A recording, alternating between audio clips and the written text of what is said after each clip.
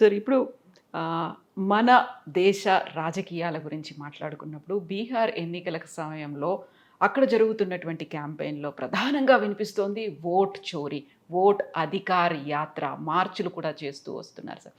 గతంలో చాలాసార్లు మీరు మాట్లాడారు దొంగ ఓట్లకి సంబంధించి, అవకతవకలకు సంబంధించి రావాల్సినటువంటి మార్పుల గురించి. ఇప్పుడు ఎందుకు కేవలం బీహార్ ఎన్నికల్లో ఎజెండాగా మాత్రమే ఓట్ చోరీ అనేటువంటి అంశం కనిపిస్తోందంటారు? ఒక విషయం నేను చాలా స్పష్టంగా చెప్పాలి కవిత, మన ఓటర్ లిస్టులో తప్పులు ఉన్నాయి. ఈ మాట మొట్టమొదటి బయటపెట్టింది 1999లో లోక్సత్తా. ఆనాడు గ్రామీణ ప్రాంతాల్లో దాదాపు 10-12% పొరపాట్లు ఉన్నాయి. పొరపాటు అంటే ఇవన్నీ కూడా మోసం కాదు, అయితే ఉండవలసిన పేరు లేదు, అర్హత ఉన్న పేరు లేదు, లేకపోతే తీసేయవలసిన పేరు తీసేయలేదు, చనిపోయిన వాళ్ళు కానీ ఊరి నుంచి వెళ్ళిపోయిన వాళ్ళు కానీ, ఇవన్నీ కలిపితే 10-12% ఆనాడు బయటపడ్డాయి. పట్టణ ప్రాంతాలు 45%గా ఉన్నాయి. 40 మహానగరాల్లో, అది హైదరాబాదులో ఉన్నాయి, బెంగళూరులో ఉన్నాయి, చెన్నైలో ఉన్నాయి, బాంబేలో ఉన్నాయి, మరి బెంగాల్లో చూసాము, కోల్కతాలో దాదాపు కాస్త అటు ఇటుగా అదే పరిస్థితి. అంటే జాగ్రత్తగా చెప్తాను, ఉండవలసిన పేరు లేకపోవటం. పట్టణాల్లో ఎక్కువ, ఎందుకంటే ఎవరి మొహం ఇంకోటి తెలియదు. గ్రామాల్లో కనీసం అందరూ తెలుసు కాబట్టి ఓటర్లు ఆ పార్టీ కార్యకర్తలు పనుకుని కొంచెం ఓటర్ల జాబితా సరి చేస్తారు, అక్కడ ఉన్నాయి. కానీ అప్పుడు దాని మీద చాలా ఒత్తిడి తీసుకొచ్చాం. అప్పుడు ఇంకా ఓటర్ గుర్తింపు కార్డులు దేశం అంతా అందరికీ వర్తించి ఏర్పాటు చేయాలి. లోక్సత్తా ఒత్తిడి మీదే సార్వత్రిక ఓటర్ గుర్తింపు కార్డులు వచ్చినాయి దేశం అంతా కూడా. మీరు గమనిస్తే ఓటర్ గుర్తింపు కార్డులు ఉన్న కొద్ది దేశాల్లో భారతదేశం ఒకటి, ఫోటోతో సహా. అలాగే ఓటర్ జాబితాలో ఓటరు ఫోటో కూడా ముద్రించే ఏకైక దేశం కావచ్చు భారతదేశం.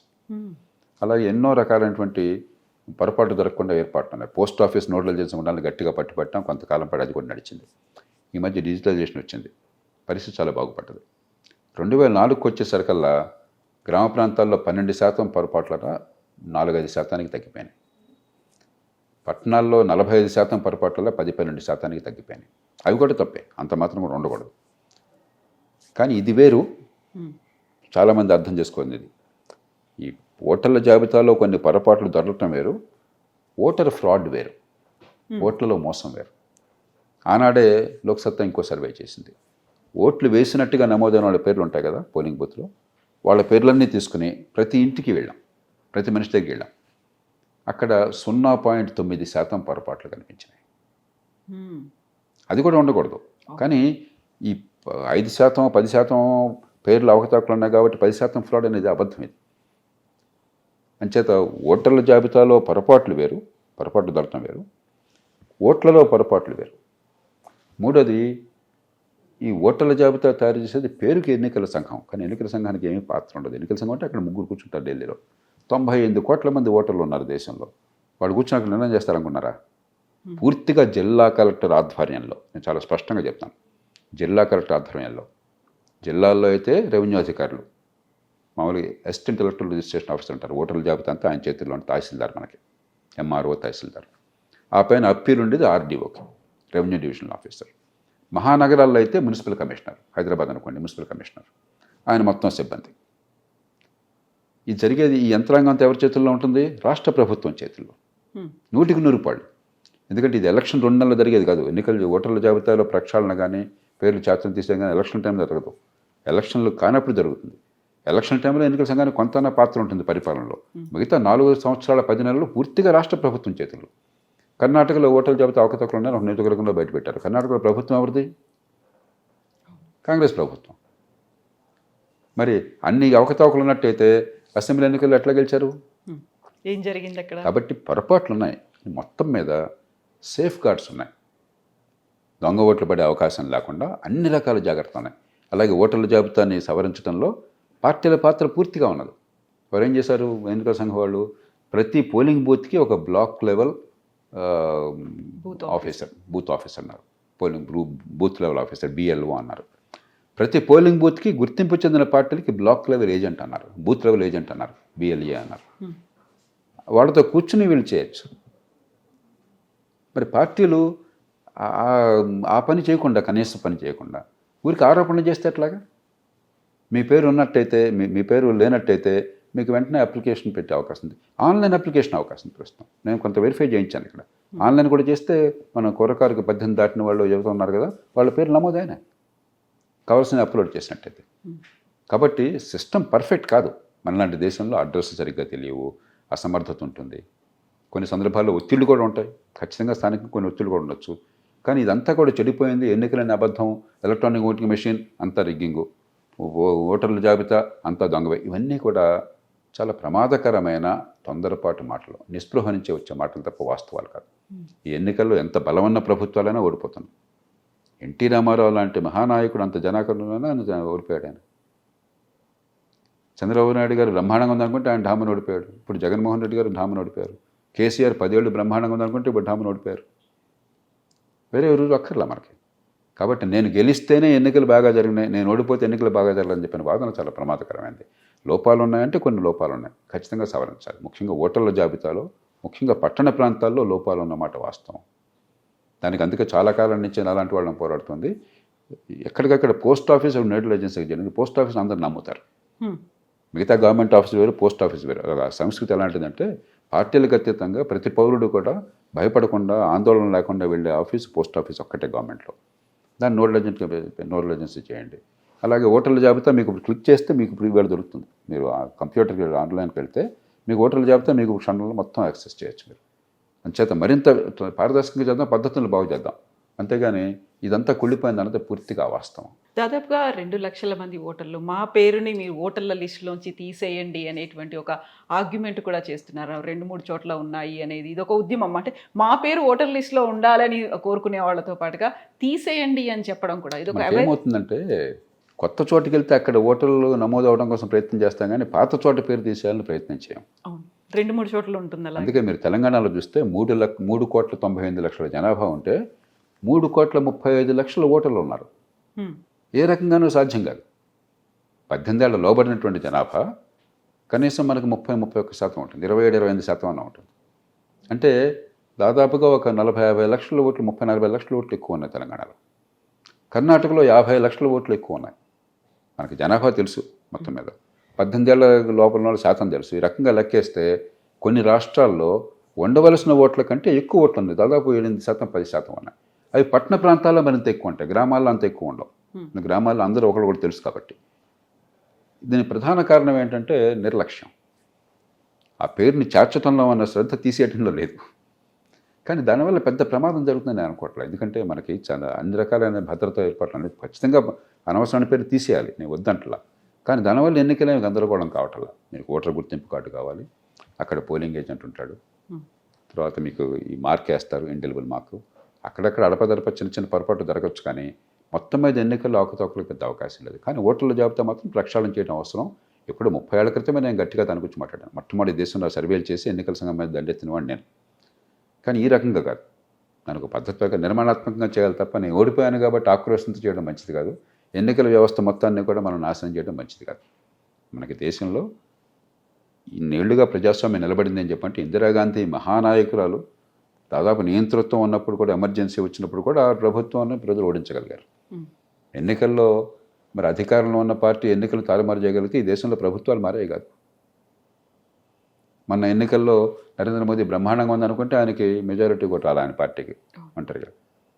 నిజంగా రిగ్గింగ్ చేసుకునే పరిస్థితున్నట్లయితే మెజారిటీ తెచ్చుకోకుండా ఉంటారా? కాబట్టి ఇవన్నీ ఈ మధ్యకాలంలో కొంతమంది నాయకులు సంయమనాన్ని కోల్పోతున్నారు. ఇది చాలా ప్రమాదకరం దేశానికి. వ్యవస్థలో ఉన్న పొరపాటు సరిదిద్దాలను కోరడం వేరు, వ్యవస్థ కుప్పకూలిపోయింది, వ్యవస్థ లేదు, దీనికి అసలు నైతికత లేదని వాదించడం వేరు. ఈ రెండింటికి మధ్య చాలా తేడా ఉంది. గెలుస్తామని చాలా కాన్ఫిడెన్స్ ఉంది, కాకపోతే ఓటమి అనేది ఎదురైంది. ఆ టైంలో వినిపించేటువంటి 2 మాటలు దొంగ ఓట్లు ఉన్నాయి, లేకపోతే అక్కడ ఈవీఎంలని హ్యాక్ చేశారు అనేది.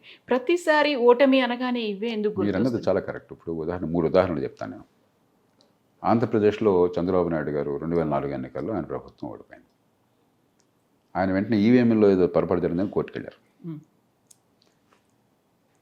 తమిళనాడులో జయలలిత గారి ప్రభుత్వం పోయింది ఎన్నికల్లో, వెంటనే ఆవిడ కోర్టుకు వెళ్ళింది ఈవీఎంలో దండెత్తు. అమరీందర్ సింగ్ పంజాబ్లో ముఖ్యమంత్రి ఉండగా గతంలో ఆయన ప్రభుత్వం ఓడిపోయింది, ఆయన మళ్ళీ ఈవీఎం మీద కోర్టుకు వెళ్ళాడు. అంటే ఓడిపోగానే ఈవీఎంలో మరొకటి గుర్తుకొస్తాయి. వాళ్ళు అదే ముగ్గురు కూడా తర్వాత ఎన్నికల్లో డంక బజాయించి గెలిచారు, అదే ఈవీఎంలతో. ఇంతకంటే వేరే ఉదాహరణ అక్కర్లా. అంచేత మన ఎన్నికల్లో చాలా పొరపాటు ఉన్నాయని నేను రోజు చెప్తున్నాను. 30 కోట్లు మీరు ఖర్చు పెట్టి అసెంబ్లీ ఎన్నికకి డబ్బులందరికీ విస్తృతంగా పంచి ఆ డబ్బులు పంచకపోతే ఎన్నికల్లో పోటీ లేనట్టుగా ఉంటే ఎన్నికలు బాగున్నాయంటామా? ఖచ్చితంగా ప్రజాస్వామ్యంలో తీవ్ర లోపం అది. అది వీళ్ళు చేస్తున్నారు, వాళ్ళు చేస్తున్నారు, ప్రధాన పార్టీలు అన్నీ చేస్తున్నారు, అభ్యర్థులు చేస్తున్నారు. ఇవన్నీ సవరించడానికి మౌలికమైన మార్పులు కావాలి. కానీ సమస్య ఈవీఎంలో లేదు, ఓటర్ల జాబితాలో కొద్ది సమస్యలు ఉన్నా కూడా అది సమస్య కాదు నిజంగాను. ఓటింగ్లో లేదు, రిగ్గింగ్లో లేదు. సమస్య రాజకీయ సంస్కృతిలోనూ ఎన్నికల వ్యవస్థలోనూ ఉన్నది. డబ్బులు ఖర్చు పెట్టేవాడే అభ్యర్థి. డబ్బులు ఖర్చు పెట్టే శక్తి లేకపోతే నువ్వు పనికిరావని చెప్పన్న సంస్థకి తీసుకొచ్చాం, మనందరికీ చేశారు. ఆ డబ్బుల నుంచి రాజకీయం నుంచి డబ్బులు, ఈ విషయాలను చెప్పుకున్నాం. సమస్య దాని నుంచి ఉందో తప్ప పోలింగ్ ప్రక్రియలో లేదు. ఇది బాగా అర్థం చేసుకోవాలి. మన రాజకీయం బాగుందని మెడమే తలకాయ నాడు అనడం, కానీ రాజకీయం బాగోలేనిది పోలింగ్ ప్రక్రియలో సమస్య వల్ల కాదు, డబ్బుల పంపిణీ వల్ల, తాత్కాలికమైన తాయిలాలను శక్తికి మించి చేసి రాష్ట్రాన్ని అధోగతి పాలు చేసే వ్యవస్థ వల్ల, అలాంటి రాజకీయ సంస్కృతి వల్ల, కులం పేరుతో మతం పేరుతో రాజకీయాన్ని సృష్టించి ఆ పేరుతోనే ప్రజలను సమీకరించి ఏర్పాట్లు చేయడం వల్ల, నిరంతర అవినీతి వల్ల, ఈ కారణాలుగా ఇంత ఖర్చు పెట్టేసరికి అవినీతి అనివార్యమవుతుంది. నిరంతర అవినీతి వల్ల, అధికార యంత్రాంగం పాలనా సిబ్బంది జవాబుదారితనం లేకపోవటం వల్ల, అధికార కేంద్రీకరణ వల్ల, చట్టబద్ధ పాలన లేకపోవటం వల్ల ఉన్నాయి. అవన్నీ పట్టించుకోకుండా ఎన్నికల ప్రక్రియలో పోలింగ్ బూత్ వల్ల పరిస్థితి మారుతుందని భ్రమపడితే అంతకంటే పొరపాటు లేదు. పోలింగ్ బూత్లో ఎవరున్నా కూడా పోటీ చేసే అభ్యర్థులు వీళ్ళే కదండి. ఈ పార్టీ తరపున ఆ పార్టీ తరపున కానీ మీరు ఒకసారి చూడండి, ఏ పార్టీ అని దుర్బినేసి చూడండి, కర్ణాటక చూడండి, తెలంగాణ చూడండి, ఆంధ్రప్రదేశ్ చూడండి. నిన్నటిదాకా ఆ పార్టీలో ప్రముఖులు, ఇవాళ ఈ పార్టీలో ప్రముఖులు. సమస్య ఎన్నికల నిర్వహణలో కాదు, రాజకీయ ప్రక్రియలో ఉన్నది, ఎన్నికల వ్యవస్థలో ఉన్నది. ఓడిపోయినప్పుడు ఈవీఎంల మీదో దొంగ ఓట్ల మీదో చెప్పినట్టుగానే ఏదైనా కేసు వచ్చింది అనగానే ప్రభుత్వం విచారణ సంస్థలను జేబు సంస్థలుగా మార్చుకుంటుంది అనేది ఇప్పుడు సరికొత్తగా వినిపిస్తోంది. జేబు సంస్థలే కాదు, అపోజిషన్ పార్టీలను ఎలిమినేట్ చేయడానికి విచారణ సంస్థలను ఉపయోగించుకుంటున్నారు అనేది. ఇదంతా కారణం ఏంటంటే నేర పరిశోధన యంత్రాంగం పూర్తిగా ప్రభుత్వం చేతుల్లో ఉండిపోయింది. 190 కేసులకి మన పోలీస్ సబ్ ఇన్స్పెక్టర్ ఆయన ఇన్వెస్టిగేటింగ్ ఆఫీసర్. కానీ ఆ ఇన్వెస్టిగేటింగ్ ఆఫీసర్ పూర్తిగా ప్రభుత్వం చేతిలో ఉండిపోయారు. ఎస్ఐ నుంచి ఎస్పీ దాకా పూర్తిగా స్టేషన్ హౌస్ ఆఫీసర్ అంటారు. హైదరాబాద్ నగరంలో అయితే ఇన్స్పెక్టర్ కావచ్చు, మామూలుగా గ్రామీణ ప్రాంతాల్లో సబ్ ఇన్స్పెక్టర్, ఎస్హెచ్ఓ అంటారు. ఇన్వెస్టిగేట్ చేసేది చట్టబద్ధంగా. ఎవరి చేతుల్లో ఉన్నారు ఈ సబ్ ఇన్స్పెక్టర్లు, ఇన్స్పెక్టర్లు? 100 రూపాయలు వాళ్ళ ట్రాన్స్ఫర్లు, పోస్టింగ్లు, వాళ్ళ జీవితం మొత్తం కూడా అధికార యంత్రాంగం మన ప్రభుత్వం చేతుల్లో ఉన్నాయి. నేను చెప్పిన మాట వినకపోతే మన్నాడు సంఖ్యకు మంజాలు పట్టిస్తారు. ఈ పరిస్థితి ఉన్నప్పుడు మన తాటి చెట్టు కింద నుండి మీరు పాలు దగ్గర కళ్ళు అనుకుంటారు. నిజంగా సమర్థంగా నిజాయితీగా చేసినా కూడా ఏదో రాజకీయ జోక్యం ఉందని నమ్మటం సహజం.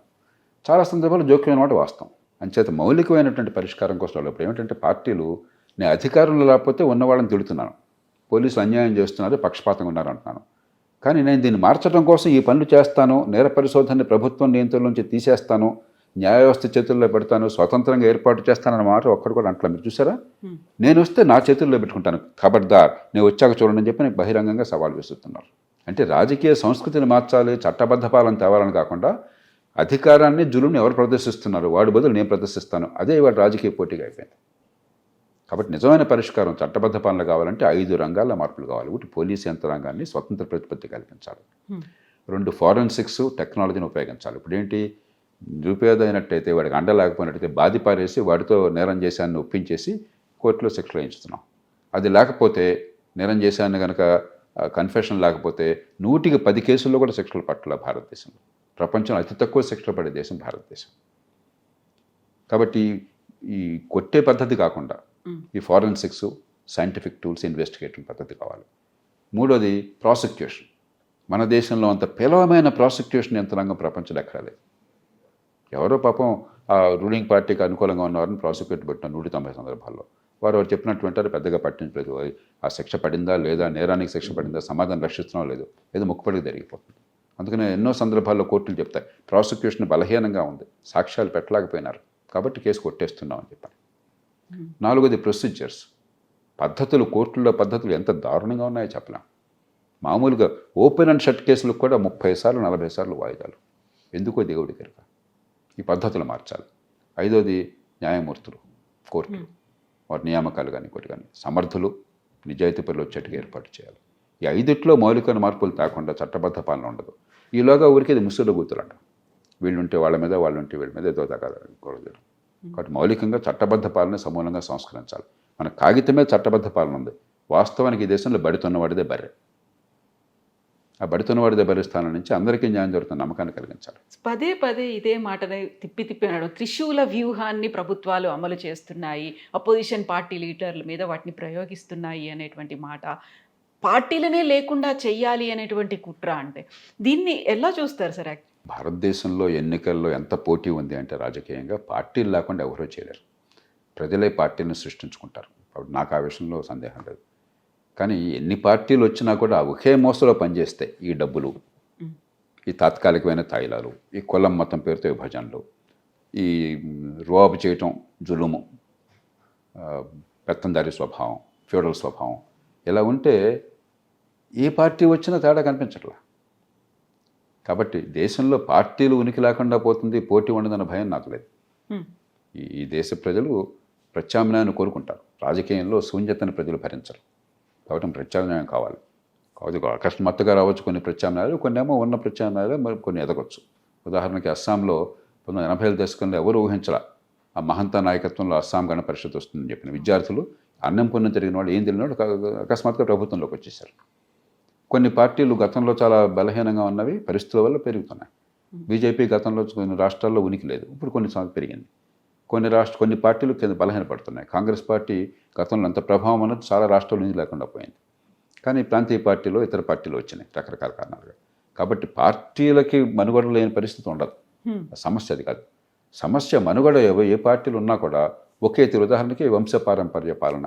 ఈ పార్టీ ఆ పార్టీ చల్లక 190 మంది పార్టీలు వ్యక్తుల ఆస్తులుగా చలామణి అవుతుంటాయి, వంశపారంపర్యంగా ఉంటాయి. అందులో డబ్బు రాజకీయాన్ని చేసి నీ దగ్గర 100 కోట్లు ఉన్నాయా, ఎన్నికల్లో పోటీ చేయను, అదే అర్హత. ఇంకా అదే అర్హత. వచ్చేవాడు నాకు 100 కోట్ల ఉంది పోటీ చేస్తాను అంటున్నాడు, పిలిచేవాడు నీకు 100 కోట్ల ఉంది పోటీ చేయమని అడుగుతున్నాడు. సరే అనుకూలం అంటే ఇంకా ఇబ్బంది లేదు అసలు, ఇంకేం అక్కర్లేదు క్వాలిఫికేషన్స్. సో ఇది ఏ పార్టీ అయినా కూడా ఈ పద్ధతులు అనుసరిస్తుంది. ఏదో కొద్ది పార్టీలు కొంత ప్రయత్నం చేస్తున్నాయి, కానీ మొత్తం మీద ఇదే క్వాలిఫికేషన్, ఇదే అర్హత అయిపోయింది. అక్కడి నుంచి వచ్చే పర్యవసానం ఎట్లా ఉంటుంది? వేసే విత్తనాలను వచ్చే పళ్ళు వేరువేరుగా ఎందుకు ఉంటాయి? విత్తనాలను బట్టే పళ్ళు ఉంటాయి. విషబీజాలు నాటి అమృత ఫలాలు కావాలంటే ఎట్లా వస్తాయి? అంచేత నిజమైన సమస్య మనం పట్టించుకోకుండా ఈ రాజకీయ పోరాటంలో మునిగి తేడాం. అందులో ఏంటంటే మన దేశంలో ఉన్నంత పదవీ లాలస ప్రపంచంలో ఎక్కడా లేదు. నేను పార్టీలను మాత్రం కోపట్ల, మన సమాజంలో కూడా ఎంత ఎలాగైతే బలాలు ఉన్నాయి. నేను చాలా ఎప్పుడు సగర్వంగా మన దేశం గురించి నేను అనుకుంటుంటాను, చెప్తుంటాను. ఎలాగైతే మన దేశంలో ఉన్న మన సంస్కృతి సాంప్రదాయాలను చూసి గర్వపడాలో, కొన్ని పొరపాట్లు చూసి మనం బాధపడాలి కూడా. పదవీ లాలస, గుర్తింపు కోసం తపన, అంటే వ్యర్థమైన గుర్తింపు కోసం, ఏ రకమైన నిరర్థకమైన పదవి కోసం. అంటే ఆ పదవిలో చేసే పర్పస్ ఏం లేదు.